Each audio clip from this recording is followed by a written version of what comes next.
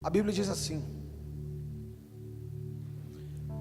2 Coríntios 11:2: Pois tenho verdadeiro ciúme de vós, e esse zelo vem de Deus, pois vos consagrei em casamento a um único esposo, que é Cristo.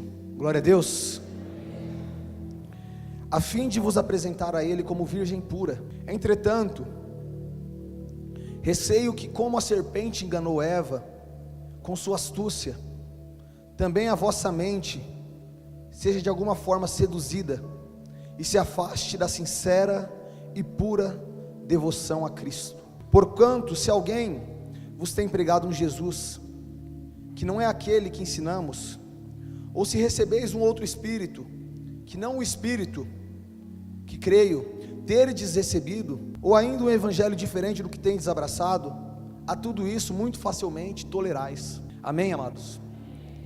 Aqui o apóstolo Paulo, ele estava enviando uma exortação à igreja de Coríntios, igreja dos Coríntios. Por que ele estava enviando essa exortação? Porque aquela igreja, ela passou a aceitar alguns ensinamentos do meio deles, passou a aceitar um tipo de pessoas que se diziam profetas, que se diziam pregadores ou mensageiros da paz, mensageiros do evangelho. Eles começaram a aceitar essas pessoas no meio deles. Só que o problema é que eles não avaliavam a mensagem que essas pessoas traziam. Eles simplesmente aceitavam. O apóstolo Paulo, em determinado momento, ele chega até a chamar esses homens que eles aceitavam no meio deles de superministros, porque essas pessoas viviam se gabando da espiritualidade, viviam se gabando da facilidade que eles tinham na vida espiritual, viviam se gabando de revelações que supostamente eles tinham, e eles pregavam um evangelho que não era o evangelho que Cristo pregava, que não era a vida de Jesus. Então o apóstolo Paulo, ele começa a exortar a igreja de Coríntios, ele começa a exortar eles, falando para eles: olha, vocês têm que tomar cuidado, porque o meu receio, o meu medo, é que com o decorrer do tempo, vocês permitam que essas pessoas que, com esses ensinamentos astutos, com esses ensinamentos perspicazes, com esses ensinamentos carregados de inteligência, mas vazios de espiritualidade, que essas pessoas comecem a enganar vocês. O meu medo é esse. Como Eva foi enganada pela serpente, o meu medo é que essas pessoas comecem a enganar vocês, que vocês aceitem esses ensinamentos e abandonem o evangelho de Cristo. Se você continuar lendo depois na sua casa, esse capítulo 11, você vai ver que aí ele vai continuar falando, ele vai começar a explanar quais eram as atitudes, como que esses profetas, como essas pessoas que se diziam profetas agiam, o que eles faziam, e como eles tentavam deturpar o ensinamento ali em Corinto. Mas aí a gente vai vendo uma coisa aqui, que Paulo, ele fala uma coisa, ele fala: olha, vocês têm que tomar cuidado, vocês têm que se cuidar para vocês não perderem a sua pura e sincera devoção a Cristo. Glória a Deus, amados. A palavra aqui, devoção, ela remete a um sacrifício que nós temos por Jesus.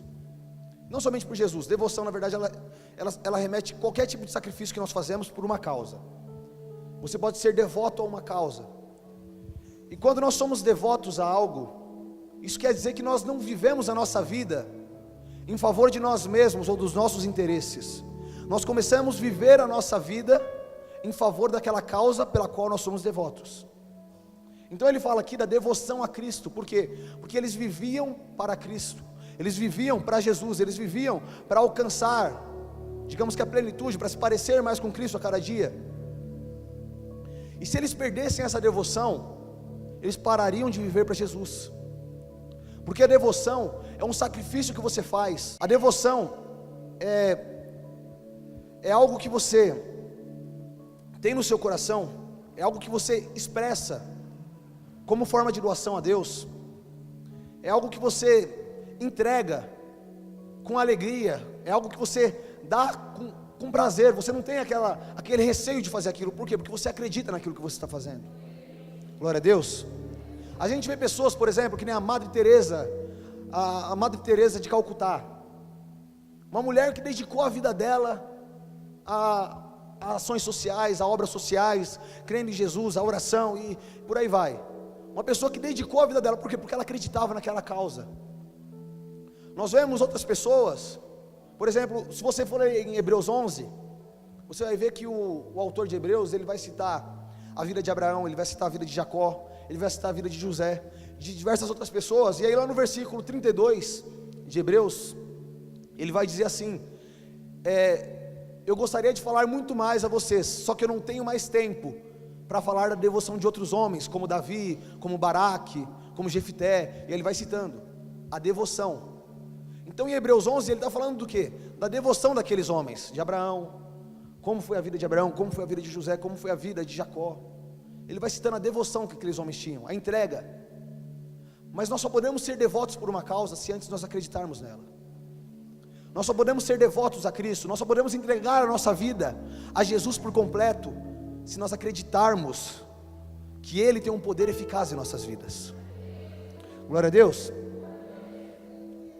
E queridos, a Bíblia vai dizer em Salmos capítulo 53, diz assim: os tolos pensam assim, para mim Deus não tem importância.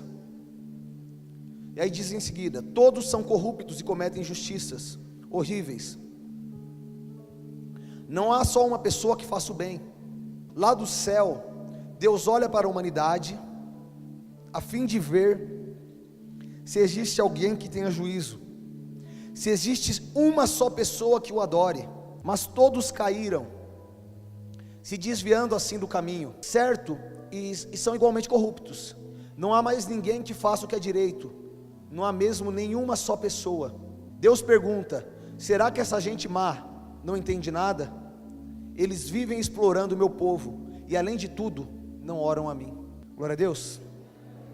Então a Bíblia fala que Deus está no céu, Ele está olhando, e Ele fala assim: o homem nega a minha existência. O tolo diz no seu coração: Deus não existe. O tolo no seu coração nega a existência de Deus. Aí você já pode me falar agora: ah, pastor, esse não é o meu problema, porque eu não sou ateu. Não, querido, não é isso que a Bíblia está dizendo aqui. A Bíblia está falando de nós negarmos a existência real de Deus. Porque aí vai falar depois que por negar a existência de Deus, a pessoa começa a praticar aquilo que ela bem entende, começa a agir com umas obras, começa a fazer coisas erradas, começa a agir de um jeito errado. Por quê? Porque ela está negando a existência de Deus. E eu posso falar para vocês uma coisa: hoje em dia a gente não precisa de sair da igreja para ver isso acontecendo. A gente vê isso acontecendo dentro da própria igreja. A exortação de Paulo para os coríntios não era uma exortação para as pessoas que eram do mundo não aceitarem os falsos profetas, não era para as pessoas que eram do mundo não aceitarem ensinamentos errados. A exortação dele era para as pessoas que eram da igreja, as pessoas que pertenciam ao corpo, não se prenderem a doutrinas erradas.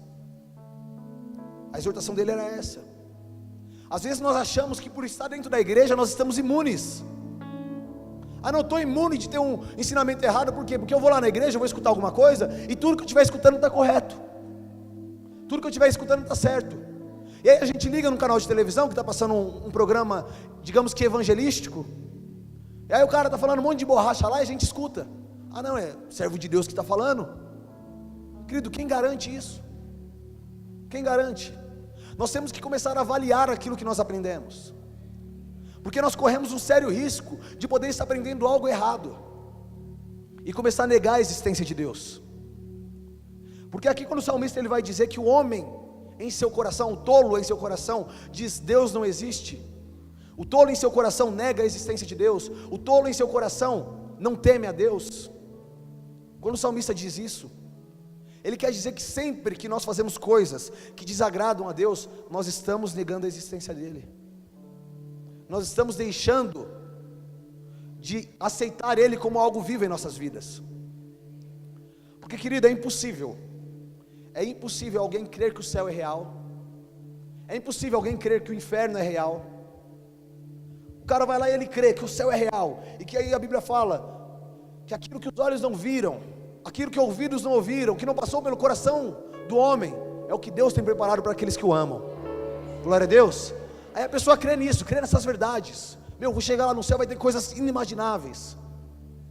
Aí o camarada crê que quando ele chegar no céu, não vai ter mais sol, não vai ter mais noite, e a luz do próprio Deus é que iluminará toda a cidade, toda a Nova Jerusalém.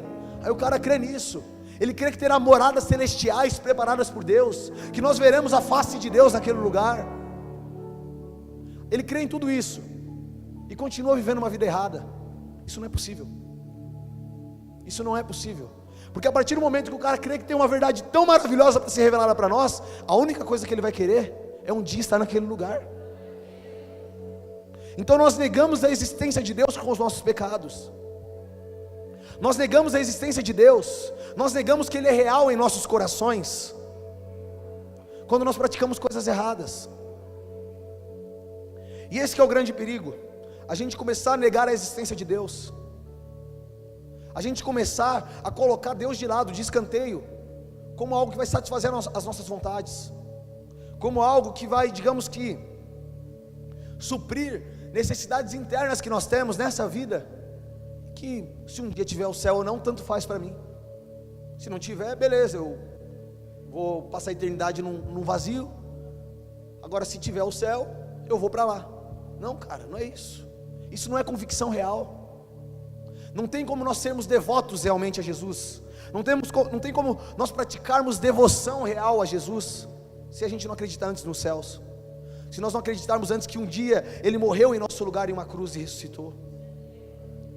Se nós não acreditarmos nisso, se nós não tivermos essa convicção real no nosso coração, a gente não vai conseguir se entregar totalmente para Ele. Amém?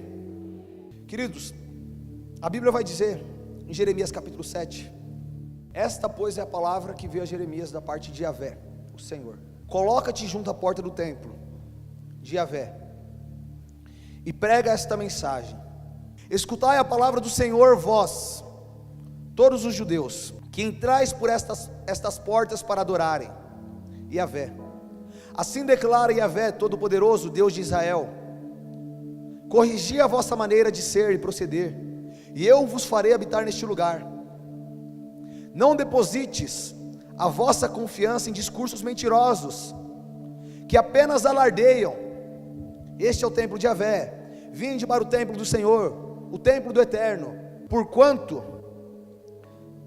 se realmente corrigirdes as vossas atitudes e ações, e se de fato passardes a tratar uns aos outros com verdade e justiça, e não oprimirem o estrangeiro, o órfão, o necessitado e a viúva, e não mais derramarem sangue inocente neste lugar, e não correrem atrás das divindades estrangeiras para a vossa própria destruição, então eu mesmo os farei habitar neste lugar, na terra que concedi aos seus antepassados, desde a antiguidade para sempre. Eis que vos fiais em palavras fraudulentas, palavras mentirosas, que não têm o menor poder de ajudar a quem quer que seja.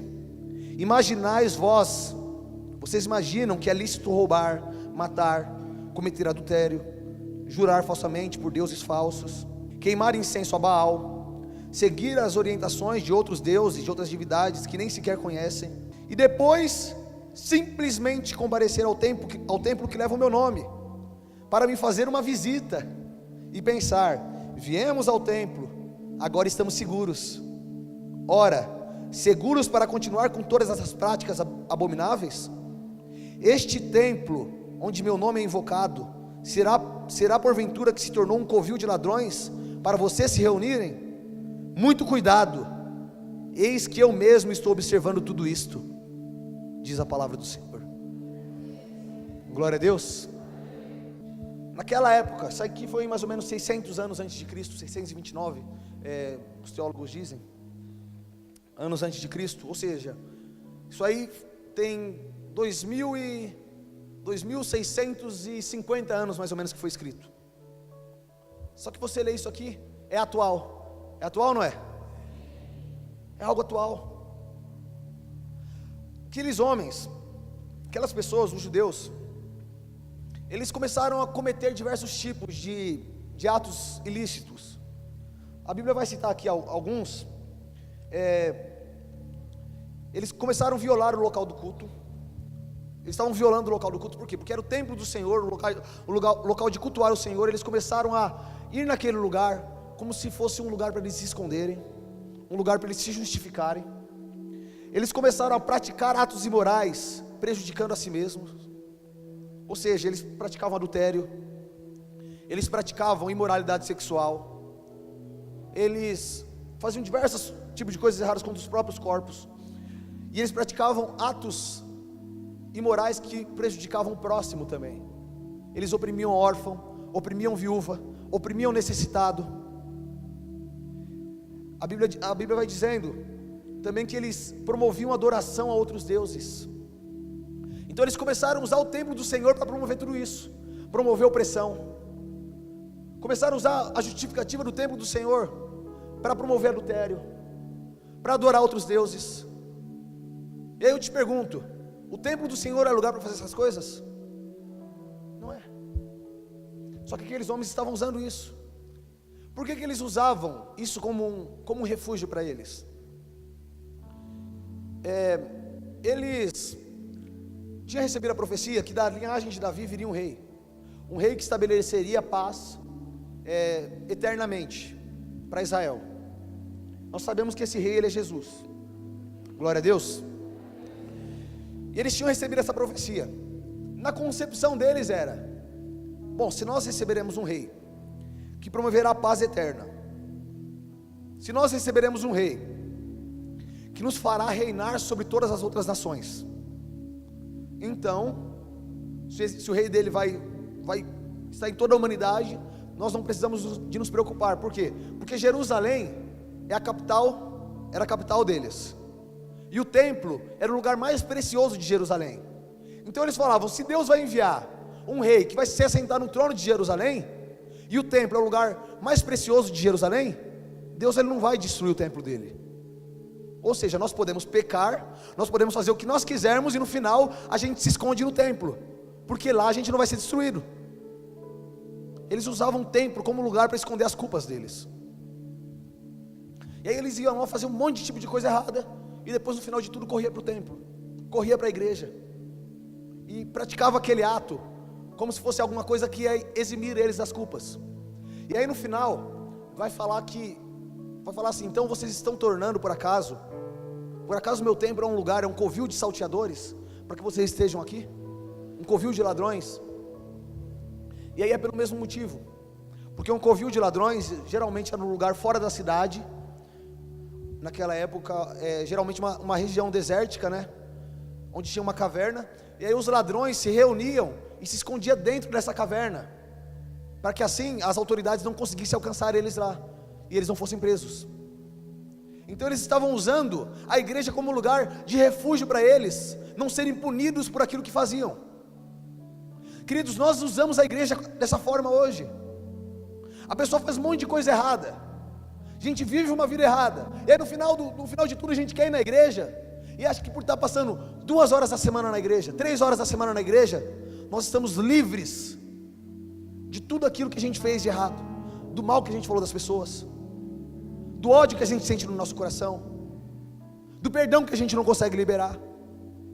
E aí a gente vai se escondendo tudo isso debaixo de uma falsa aparência de religião. Só que aí Deus ele diz no final: tomem cuidado, porque eu estou atento a tudo isso. Glória a Deus. Queridos, Deus ele nos traz uma exortação.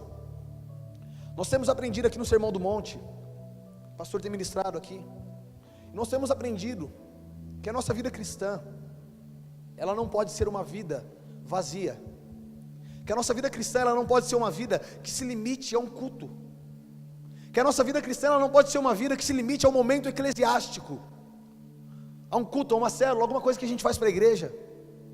Tem gente que chega na igreja, é a pessoa mais santa. O cara chega na igreja, ele só fala da Bíblia, ele ora que é uma beleza, ele até pula, rodopia, faz de tudo, mas quando sai da igreja, é um desastre, porque não consegue manter paz com ninguém, nem dentro da própria casa, não consegue respeitar ninguém, não consegue passar um dia sem falar mal de ninguém. E não é para isso que Jesus nos chamou. Jesus ele nos chamou para nós termos uma vida de devoção a Ele, e devoção exige entrega diária. O problema é esse, que muitas vezes nós começamos a nos esconder atrás de um ambiente de culto, não para mostrar para as pessoas que nós somos bons, mas para tentar enganar a nós mesmos, achando que aquele momento Ele está fazendo todo o restante da nossa vida. Aquele momento de 3 horas, de 2 horas, de 4 horas, está fazendo todo o restante da nossa vida ser desconsiderado, quando, querido, não é isso.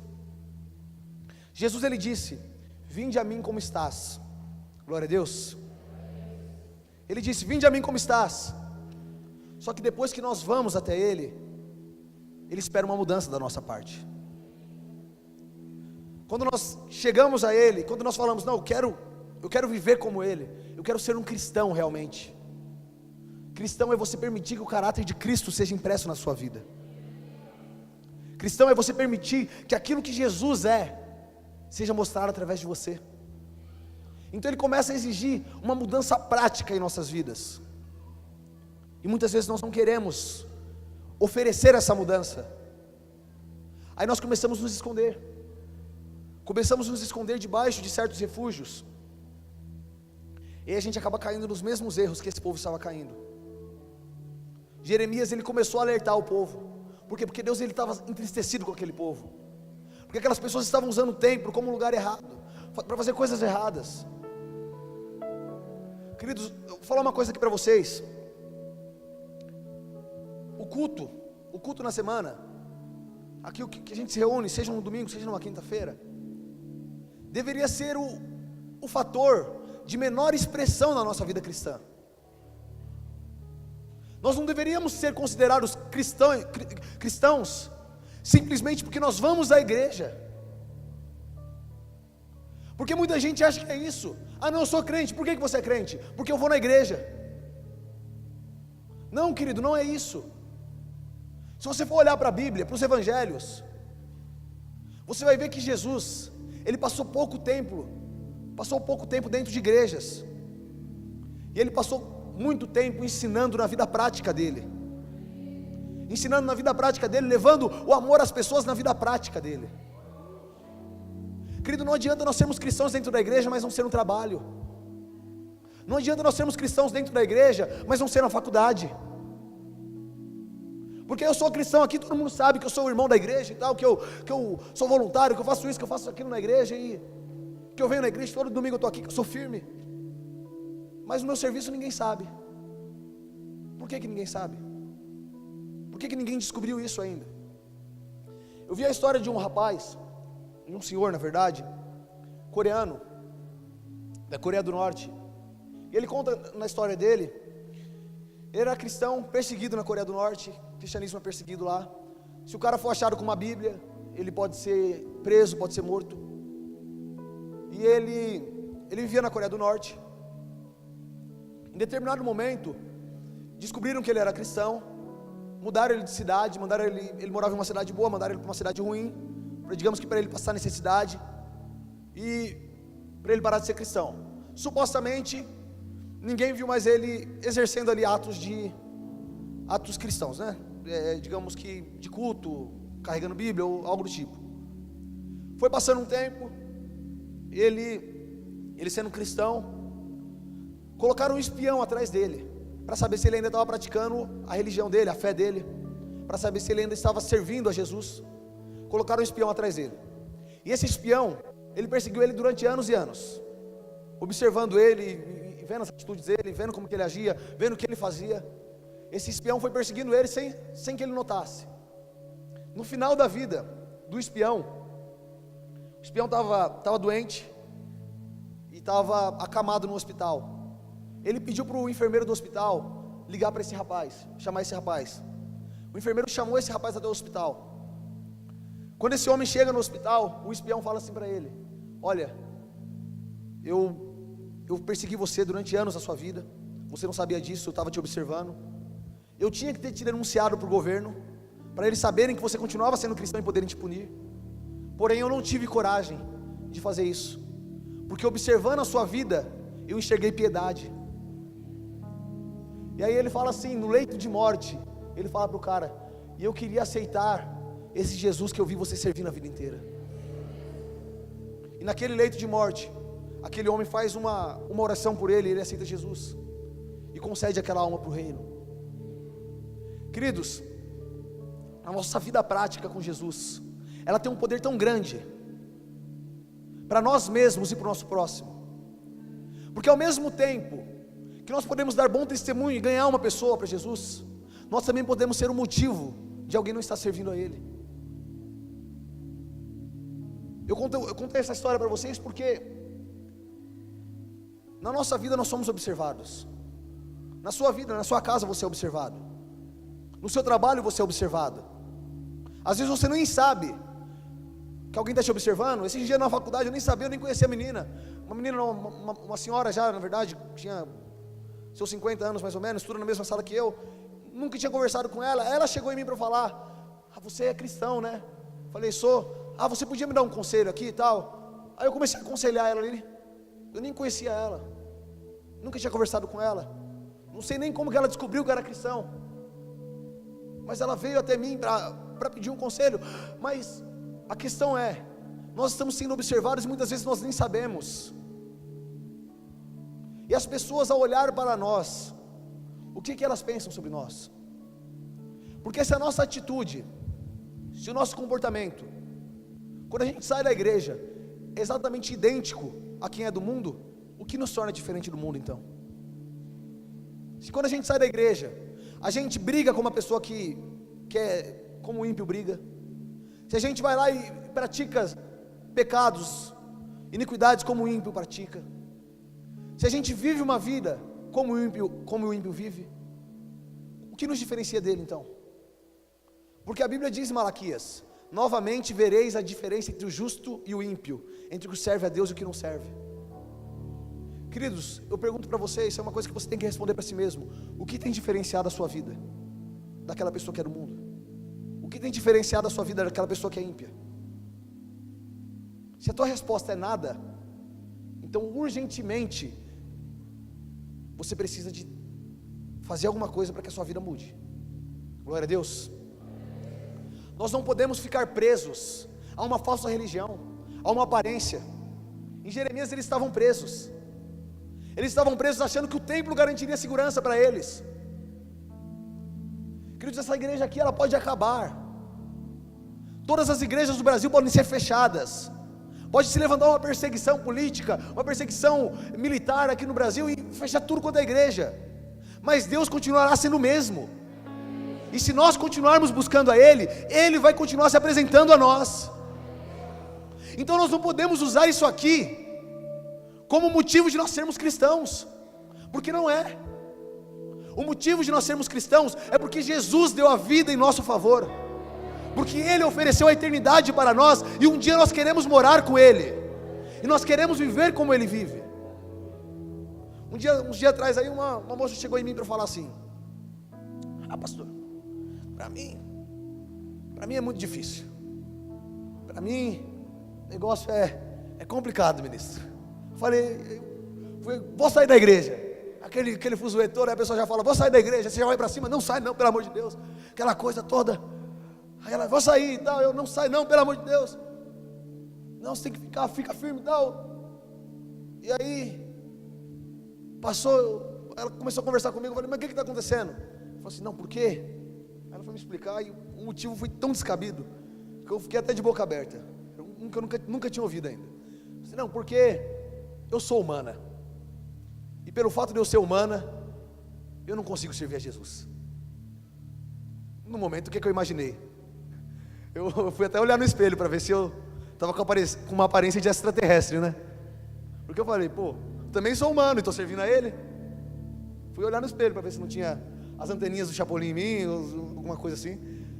Falei, não, eu sou humano, estou servindo a Ele. Eu falei para ela, eu sou humano também, uai. O que muda? Não, mas é porque eu preciso do que os humanos precisam. Aí eu falei, eu fiquei até meio descabeceado. Eu falei, depois eu te respondo então. Pelo amor de Deus, um argumento sem pé nem cabeça.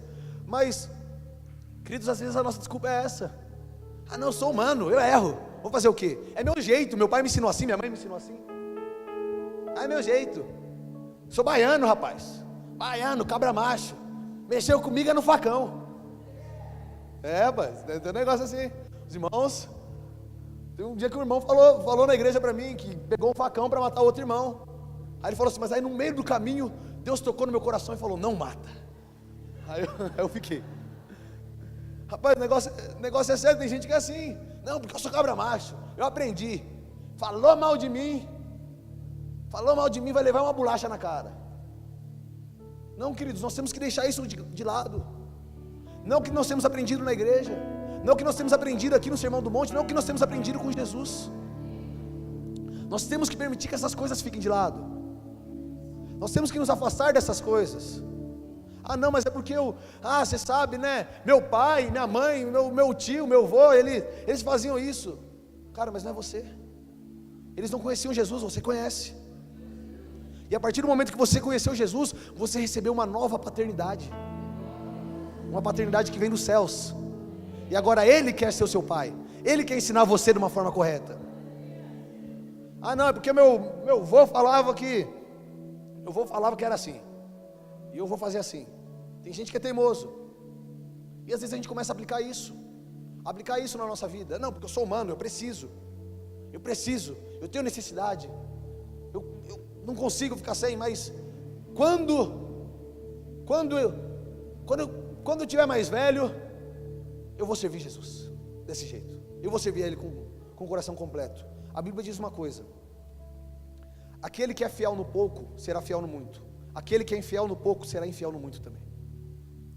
Tem muita gente que fala, não, agora eu não vou fazer agora para Jesus, porque minhas condições não são suficientes, porque eu não tenho condições físicas, mentais, para conseguir servir a Ele com meu coração completo, com minha vida completa. Então por isso, por enquanto eu não posso servir a Ele. Não posso. Tem muita gente que pensa assim.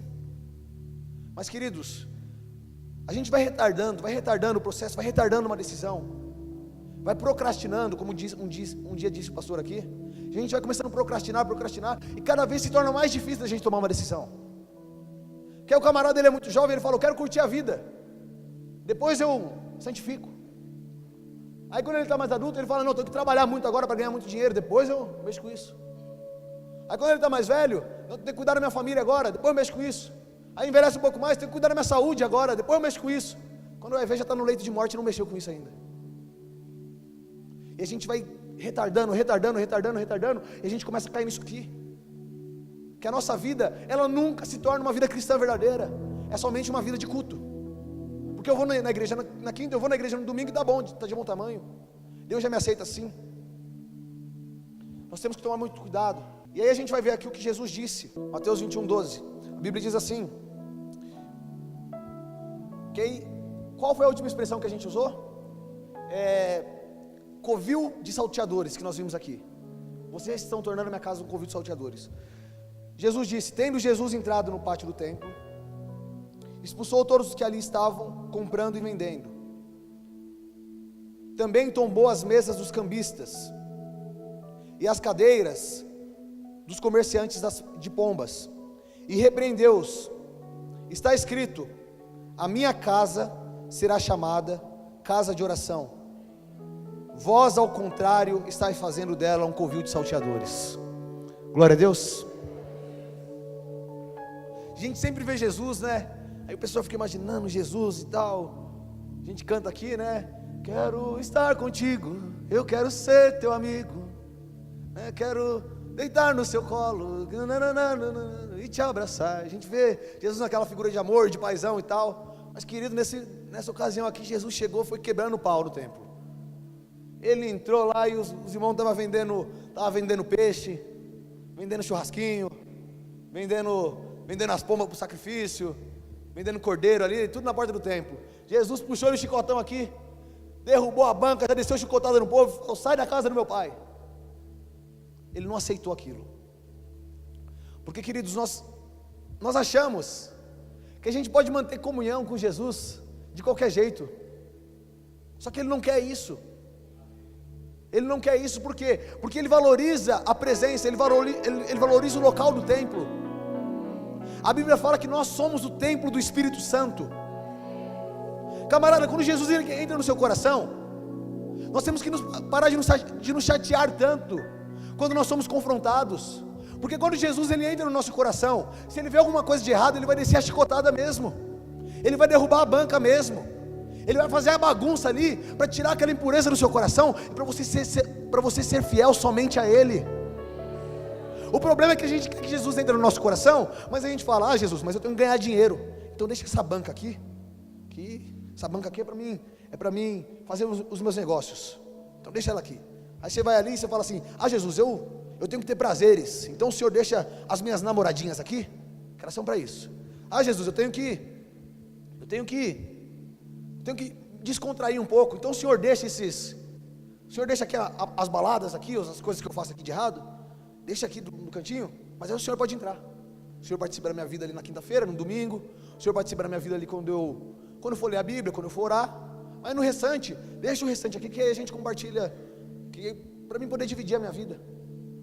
Cara, Jesus não é assim. Jesus ele não é assim, Ele quer a exclusividade do seu coração, Ele quer a exclusividade da sua alma. Permita que Ele seja tudo dentro de você. Nós precisamos viver uma vida de devoção completa a Ele. Ele nos amou de uma forma tão grandiosa, tão maravilhosa, que, querido, Ele não olhou para os nossos pecados para nos amar, Ele não olhou para as nossas dificuldades para nos amar. Quer que eu fale a real? Se a gente fosse Deus, todo mundo já tinha morrido com certeza, sem sombra de dúvida. Porque quem ia dar a vida do próprio filho para salvar alguém que feria ele? Quem ia dar a vida do próprio filho para salvar alguém que pecava contra ele? Quem ia dar a vida do próprio filho para salvar alguém que amaldiçoava ele? Queridos, se nós tivéssemos o poder de Deus, você pode ter certeza, não tinha mais humanidade. Não tinha. Porque nós guardamos rancor com tanta facilidade. Como que a gente ia dar a nossa vida, da vida de um filho, para salvar a humanidade? Nunca. Mas nós vemos esse amor em Deus, nós vemos esse amor em Jesus, e por isso que a Bíblia diz: nós o amamos porque Ele nos amou primeiro. Então nós temos que parar de nos gabar, achar que é mérito nosso, porque aí tem os dois lados da moeda. Tem o camarada que ele vai no templo, que ele faz tudo de errado, e ele quer se esconder dentro do templo. E tem o camarada que se acha muito justo, que se acha muito certo, que ele fala: ah, mas essa palavra aí não serve para mim, porque eu sou o cara justo, eu sou o cara certo, eu faço tudo correto, então eu mereço estar aqui, eu mereço a presença de Deus no meu coração. Não é por nosso merecimento. A Bíblia fala que só por um ato de justiça nós somos salvos. E esse ato não foi seu, não foi meu, esse ato foi de Jesus. Glória a Deus, amados. Nós temos que parar de viver nesses dois polos. Ou uma hora a gente está muito bem, ou uma hora a gente está muito mal. Ou uma hora a gente está fazendo tudo correto, ou uma hora a gente está fazendo tudo errado. Fica se escondendo. Um dia eu me deparei lá com um rapaz, amigo do meu pai, fui visitar meu pai. Ele estava conversando com o rapaz, aí ele sentou assim comigo: não, porque a igreja é para mim. Aí começou com aquele ensinamento, né? Aquele ensinamento meio errado. Não, porque a igreja para mim é assim: eu vou no culto, ninguém me conhece, eu não conheço ninguém, eu participo, depois do culto, bem no finalzinho ali, quando está na oração final, eu já levanto e vou embora para não ter risco de ninguém vir falar comigo. Eu dou minha oferta, dou meu dízimo, é isso aí. Igreja para mim é isso. Não, igreja não é isso. Aí eu falei: mas por que igreja para você é isso? Ah, não, porque eu passei pela igreja tal, fiquei chateado, porque passei pela igreja tal, vi coisa errada, passei pela igreja tal, vi isso, vi aquilo. Então, para não ver mais coisas erradas na igreja, eu prefiro não participar do corpo, eu só vou e assisto. Cara, igreja não é um entretenimento para você vir aqui e só assistir, não. Igreja é um corpo, é o corpo de Cristo, e um corpo não vive ligado se um membro dele estiver distante. Um corpo não consegue ter a função completa dele se a mão está separada do corpo, se a perna está separada do corpo. Isso se chama deficiência. Tem muita gente que acha que é assim a igreja. Ah, não, porque eu posso fazer as coisas tudo errado aí, estou prejudicando a mim mesmo. A gente tem que começar a entender uma coisa: Jesus ele quer ele quer que nós estejamos juntos com o corpo, que nós estejamos ligados a um corpo, que nós possamos fazer realmente parte desse corpo. e não viver uma vida de falsa aparência, uma vida que a gente começa a levar de qualquer jeito. A Bíblia vai dizer em 2 Coríntios novamente, versículo 5, capítulo 5 na verdade, versículo 14 e 15, a Bíblia vai dizer assim: porquanto o amor de Cristo nos constrange, porque estamos plenamente convencidos de que um morreu por todos, logo todos morreram, e ele morreu por todos, para aqueles que vivem, já não vivam mais para si mesmos, mas para aquele que por eles morreu e ressuscitou. Glória a Deus. Sabe por que Cristo morreu para você? Por você? Para que você viva para Ele. Sabe para que a gente acha que Cristo morreu por nós? Para que um dia a gente possa morar no céu. Não foi só para isso. Ele morreu por nós para que nós vivamos para Ele. Está bem claro aqui, ó. Não está falando aqui, ó. Não está falando aqui que vivam para si mesmos, mas para aquele que por eles morreu e ressuscitou. Não está falando aqui que vocês gastem dinheiro para aqueles que por vocês se entregou, não mais para vocês, mas para aquele que por vocês se entregou. Não está aqui falando para vocês, que Ele morreu por vocês para que um dia vocês morem no céu. Não está falando aqui que Ele morreu por vocês, que Ele morreu por nós, para que a gente entenda que a gente precisa dEle na nossa vida. Não, está falando aqui que Ele morreu por nós, para que a gente viva para Ele. Está sendo bem claro aqui, não está dando mais opções, é uma única opção. Cristo, Ele se entregou com um amor que nos constrange, para que nós possamos hoje viver para Ele. Queridos, Ele espera que nós entreguemos a nossa vida para Ele realmente. Ele espera muito mais do que simplesmente palavras. Ele espera muito mais do que quando a gente vem na igreja e levanta a nossa mão e abre a nossa boca, que seja palavras vazias. Porque é muito comum, a gente vem aqui, a gente levanta a mão, aí o pastor está cantando aí, que Ele cresça, eu diminua, que Ele apareça, eu me constranja, e a gente está cantando junto, que Ele cresça, eu diminua, que Ele apareça, eu me constranja. Mas na primeira oportunidade que tem de aparecer, a gente aparece. Na primeira oportunidade que nós temos de nos gloriar, nós nos gloriamos. E a gente começa a colocar Deus no meio das coisas. Não, porque eu quero ficar rico. Eu quero ficar rico, mas é para ajudar a obra de Deus. Para ajudar a obra de Deus. Aí o camarada se esforça, se quebra todo para tentar ficar rico. Só que no íntimo do coração dele, ele sabe que aquela riqueza que ele tanto ostenta não é para a glória de Deus, é para que ele possa se glorificar através daquilo. A pessoa fala: não, porque eu preciso disso na minha vida, eu preciso dessa faculdade, eu preciso desse curso. E aí coloca Deus no meio da coisa. Não, mas isso aqui vai ser para usar em favor do reino. Nós começamos a fazer, sabe o que? A gente começa a andar por um caminho, e a gente pega o Espírito Santo, coloca ele do nosso lado assim, e fala: vem cá, Espírito Santo, eu vou andando e o Senhor vai me acompanhando. Aí se eu vou andando, o Senhor vai me acompanhando. Se eu errar, nós conserta. Se eu acertar, o Senhor abençoa. A gente vai fazendo isso.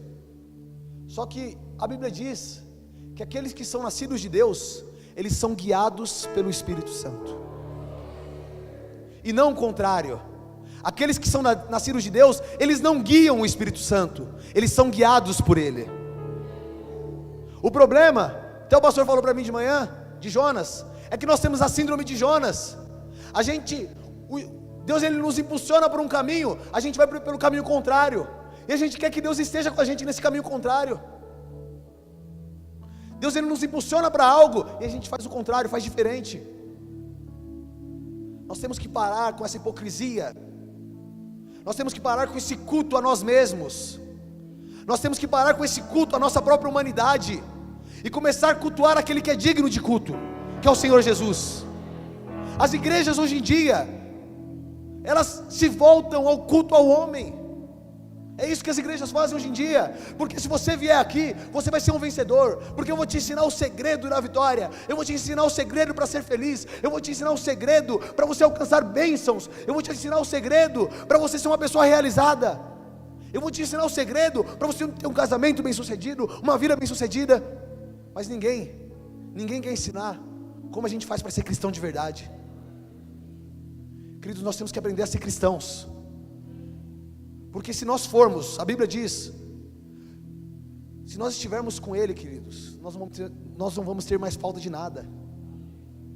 Se nós estivermos com Ele ao nosso lado, não vai ter mais nada que falte para nós, que seja tão excelente para nós, que a gente precise de abandonar nossa caminhada com Ele para buscar. Nós temos que entender isso, que na nossa vida o Senhor Jesus, Ele tem que ser o principal, Ele tem que ser o foco, Ele tem que ser o centro, Ele tem que ser único. Glória a Deus. Efésios capítulo 2, versículo 6, a Bíblia diz: por estarmos unidos com Cristo Jesus, Deus nos ressuscitou com Ele para reinarmos com Ele no mundo celestial. Deus fez isso para mostrar em todos os tempos do futuro a imensa grandeza da sua graça, que é nossa por meio do amor que Ele nos mostrou por meio de Cristo Jesus. Glória a Deus. Eu li esse negócio, rapaz, eu fiquei intrigado. Falei, mas Ele fez isso por nós para mostrar no futuro a imensa grandeza da sua graça. Fiquei intrigado, fiquei observando. Eu entendi. Camarada, vai ter um dia lá na eternidade que vai estar todo mundo reunido lá, todas as criações de Deus, os filhos de Deus, os anjos, anjos, animais, tudo aquilo que Deus criou, toda a criação de Deus que está espalhada pelo universo, toda a criação de Deus, que serafins, querubins, anjos e os humanos vão estar lá também junto, com o corpo glorificado. E aí Ele vai mostrar para todo mundo: olha a imensa grandeza da minha graça. Quando esses aqui, quando eles estavam em pecado, quando eles estavam condenados, eu enviei meu filho para morrer por eles. E isso vai ser motivo de glória a Deus na eternidade. Isso é maravilhoso. É maravilhoso nós pensarmos que um dia tudo isso que Ele fez por nós vai ser um motivo de alegria. A Bíblia fala em Isaías 53 que Ele, ao observar o fruto do seu trabalho, se alegrou grandemente. O fruto do seu sacrifício. Queridos, nós somos os frutos. Se você está aqui hoje é porque alguém se doou, é porque Cristo se doou por você. Se nós estamos aqui hoje, se nós podemos estar em pé, se nós podemos respirar, é porque Deus, Ele nos deu uma nova oportunidade. Não faça, como a Bíblia diz ali em Salmos, como um tolo, que nega a Deus em seu coração, que nega a Deus em suas atitudes. Não faça como o povo israelita fazia, e que Jeremias foi lá repreendê-los, se escondendo dentro de um templo.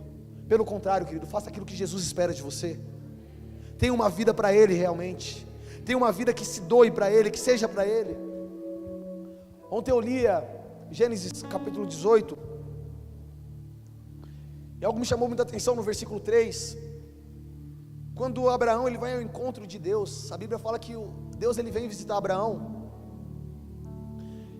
vem junto de 2 anjos, fala que 3 homens, Deus estava no meio deles. E aí a Bíblia fala que quando Abraão viu, ele saiu correndo e se prostrou diante de Deus. E aí quando ele se prostra diante de Deus, ele fala uma coisa: Senhor, já que o Senhor está aqui, não vá embora sem ficar pelo menos um tempo comigo. O pedido dele foi: por favor, Senhor, não vá embora sem ficar aqui um tempo comigo. Queridos, hoje nós temos o Espírito Santo morando dentro de nosso coração. Nós temos o próprio Deus morando dentro de nós, e nós não damos o devido valor.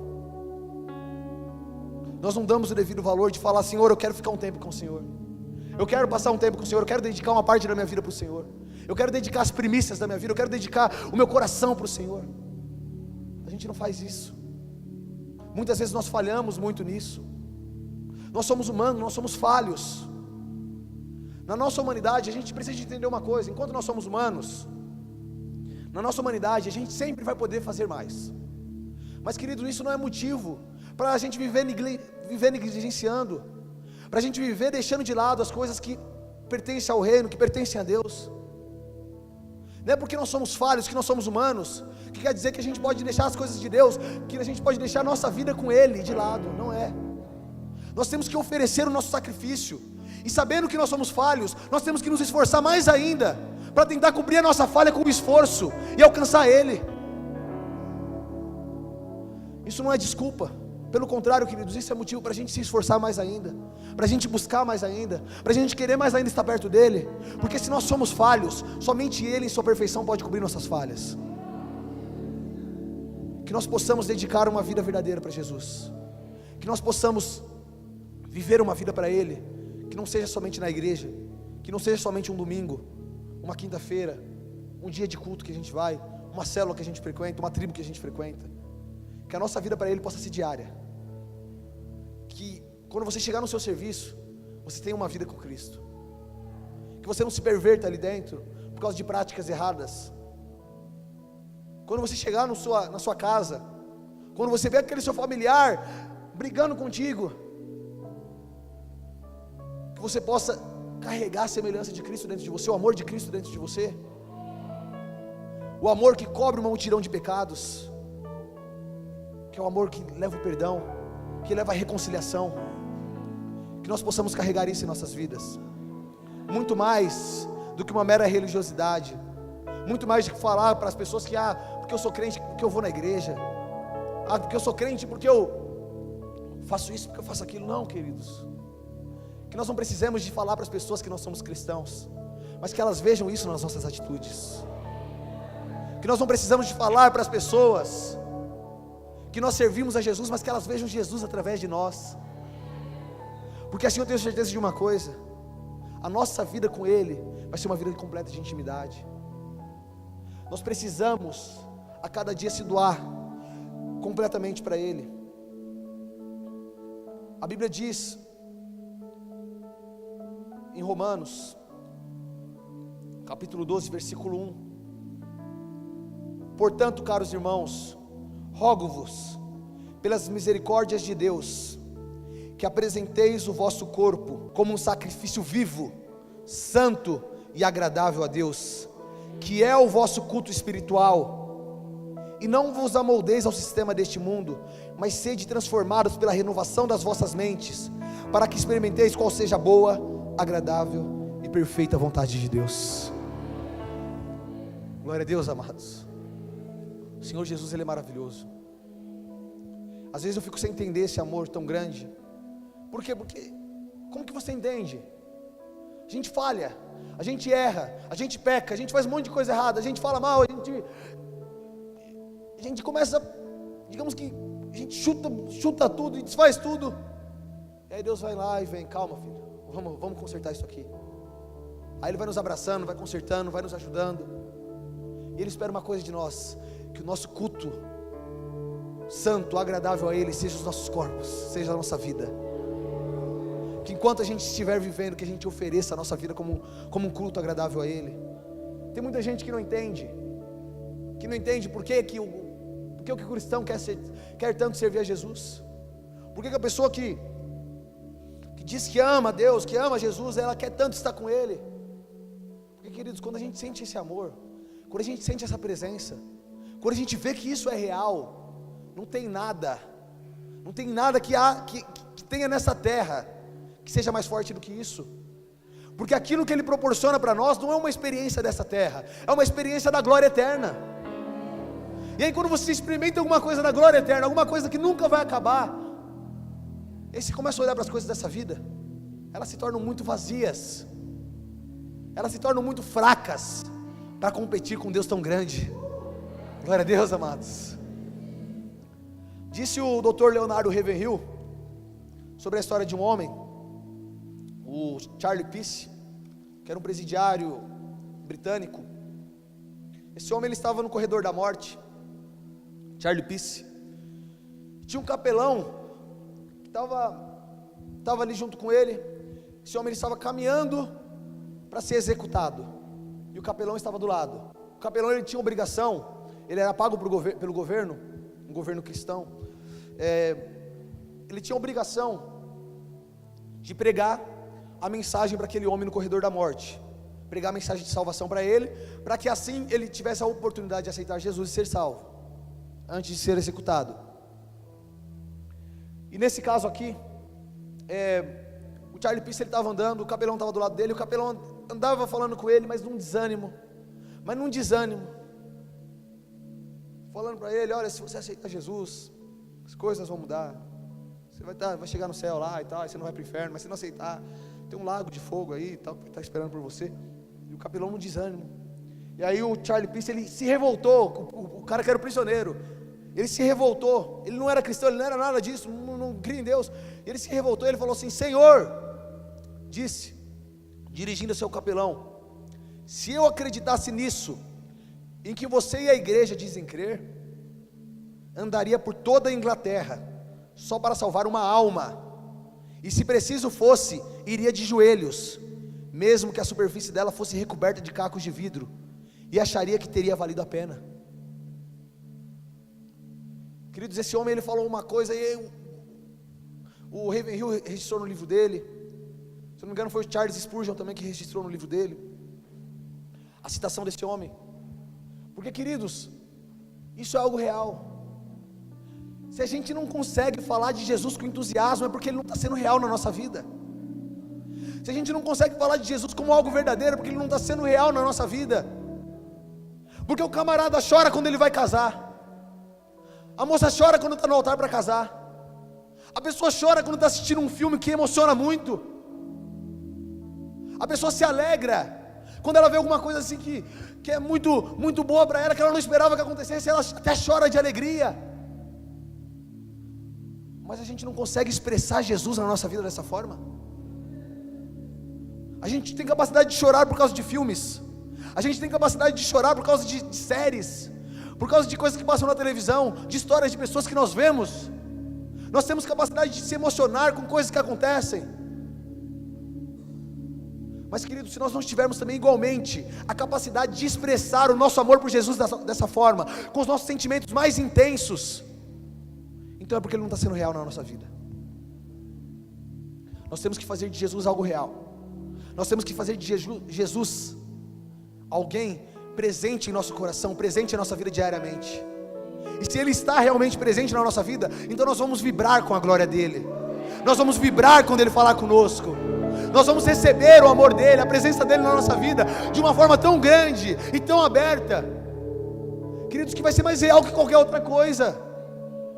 Não adianta a gente se enganar, falar: não, mas eu sirvo a Deus, mas eu não expresso emoções por ele. Querido, você não serve a Deus então, porque se estiver servindo a Deus de verdade, você vai sentir esse amor tão grande, que vai te fazer expressar alguma coisa assim por ele. E é isso, querido, nós temos que viver uma vida de devoção, uma vida de entrega. Glória a Deus.